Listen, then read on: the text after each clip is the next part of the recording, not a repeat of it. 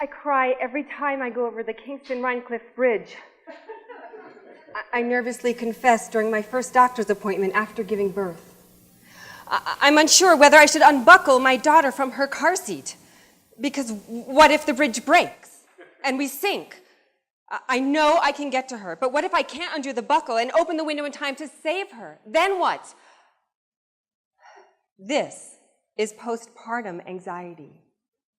But for a long time, I didn't know it had a name. I don't identify as anxious. I'm pretty laid back. I mean, I dropped out of Brandeis and then Hampshire College. I walked across the country twice. I lived on the road for 7 years. I'm good at adapting to my surroundings. This is all true, but it's also true that I'm different after my birthing experience. Actually, it sort of starts when trying to get pregnant.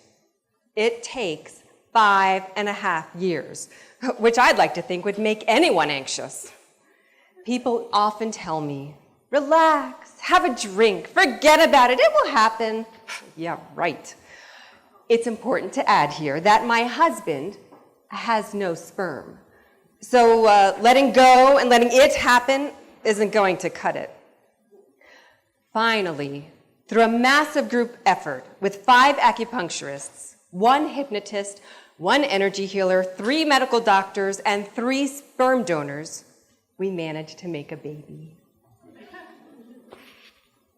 In my second trimester, I realized I really have to tell my mother I'm pregnant, which first involves telling her that Cameron is transgendered. Definition, born a girl, now looks like a boy, hence no sperm. We aren't sure what will happen. Will she disown us? Ignore it? The tranny, gay, hippie, I don't shave my legs bit doesn't fit into my mother's world. We're really dreading this. So Cameron writes my mom a letter, and we hold our breath for the phone to ring. Ring! Ilyse! Who else knows? Does your father know? Yes, he's known the whole time. Does your sister know? Yep. Well, I'm not telling anyone. Mom, are you going to keep talking to us? What? Well, of course. I mean, it was hard enough when you got married and he wasn't Jewish. And it was harder even still dealing with the fact that he is, short. What is he, 5'3"?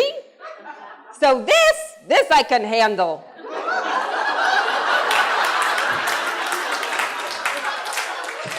Tell me about being stunned. I invite my mom up to visit. We strategically do the bad news followed by good news. She comes to the house, and I make lunch. I ask her to get something in the oven.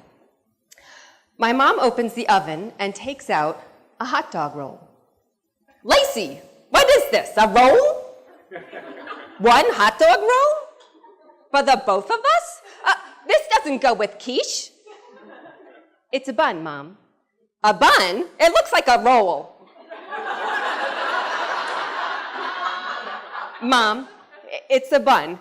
Just read it. Read it? Open it up. I think it says something. What? There's paper in the roll? Hi, Grandma. Why is there a roll in the oven that says, hi, Grandma? It's a bun. A bun? What's going on? Why is there a bun in the oven? Then she gets it. She starts to cry. You're pregnant? I'm so confused. Really? You're pregnant? Finally! What took you so long? Wait, how does that work? You're pregnant?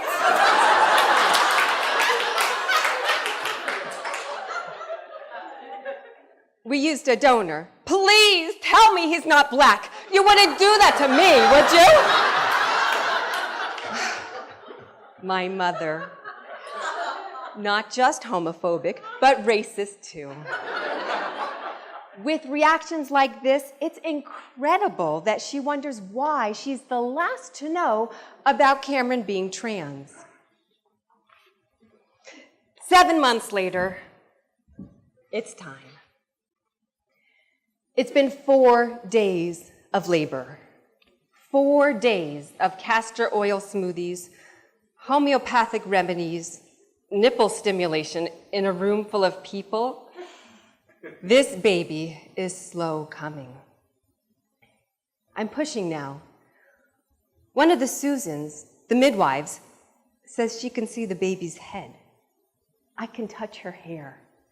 I see it in a mirror, a black mess of the silkiest thread.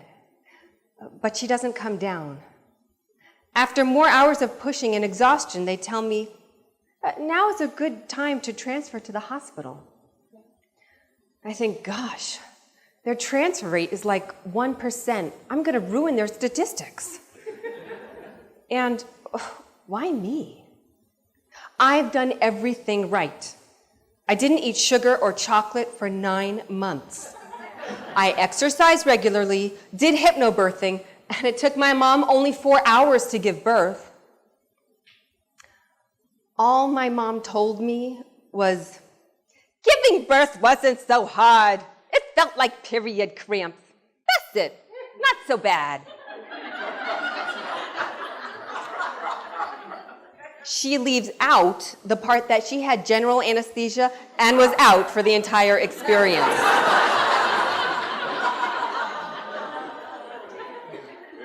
I don't want a hospital birth with their Lysol sprayed birthing tub and the sticky floors. And yet, I know I will have one. So I change gears in my head. I know it's the right thing to do. They ask, whose car do you want to ride in? Well, Cameron never finished reading Ina May's How to Deliver Your Own Baby, so I'm not going with him. I'm going with Mary the doula. She's more grounding than dirt. We get to the ER. A midwife on call tells me to consider a C-section. She is so gentle and really puts the idea out as an option, even though later I realize it was not an option. It's been too long and my blood pressure is rising. It's 8:30 p.m.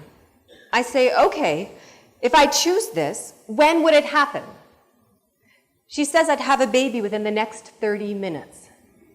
Whoa. The baby's heartbeat is doing weird things. When I contract, her heart stops. We hold our breath each time till we hear it thumping again. Mary Riley comes in, hears this, and goes into high gear and runs out of the room yelling, "Get a doctor, fast!" And then I'm in the ER, feeling numb from the waist down. I ask the doctor to tell me when she starts cutting, because sometimes at the dentist, it takes a lot of Novocaine to numb my tooth. She says she's almost finished. She says, send someone out for preemie clothes, because this is a small one. 8:54 p.m. She mews. Rising up from my belly, all wet, bloody, and beautiful. Legs and arms splayed like a falling cat. They bring her right to my face, and I speak to her secret words of motherly love. They take her to go clean her up. Cameron, do not let her out of your sight. No eye drops. Yes, vitamin K. Go, go! Hold her hand. I am bossy, even strapped to a table immobile. I've already surrendered to every unexpected twist and turn of this birthing experience. I at least want to get my way here. Back in my hospital bed, a nurse puts the red seizure box by my head. What's this? I ask.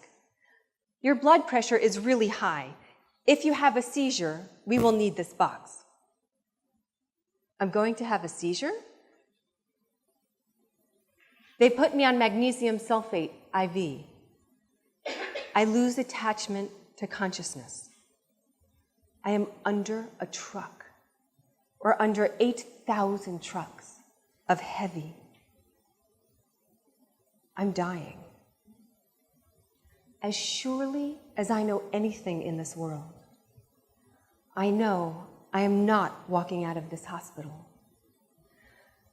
My baby will be fine and will go home with Cameron, but not with me. I am not scared. I am not scared. I noticed this. I am sad. I will miss them. I love her. And I know this is what will happen. It's very dark where I am. Floaty, calm, black. I see a tunnel of white light in the black, for real. And I'm in the middle of the tunnel. I don't know which way to go. Ahead of me is calm and bright and dark, and behind me, someone is calling to me, nagging at me. On a whim of a decision, that person grabs my attention, and up I go, back somewhere with lines and edges. Ilyse, the voice says, blah, blah, blah. I don't know what he is saying. It's too much noise, and it's so bombarding me with sound.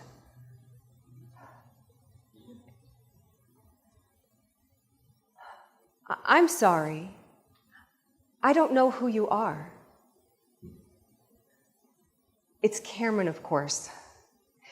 He brings me back from somewhere vastly different from where I was going. I've always been able to trust my instincts, but now I'm not so sure.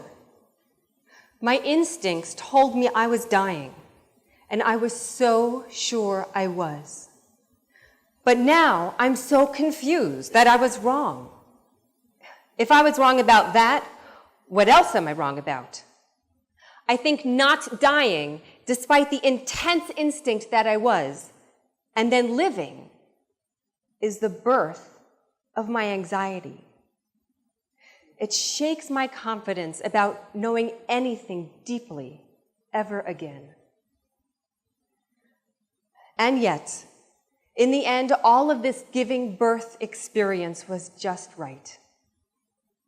I mean, everything happened in the exact way it needed to, so that baby and mom came out alive. Every step of it was beshert, Yiddish for meant to be. That's my daughter's name, Beshert.